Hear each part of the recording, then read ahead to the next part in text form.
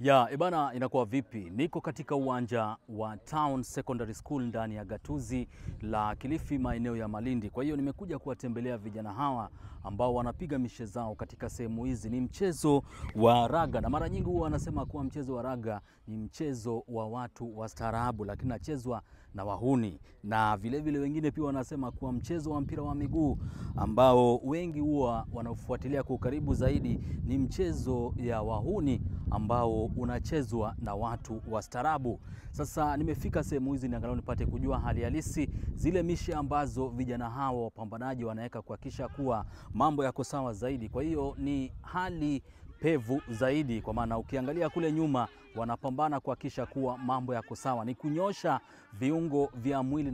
Ni makala ambazo tunazipakua katika YouTube channel yetu ambayo inajulikana kama Habari 254 TV. Kwa hiyo usisahau kusubscribe, like na vile vile kushare.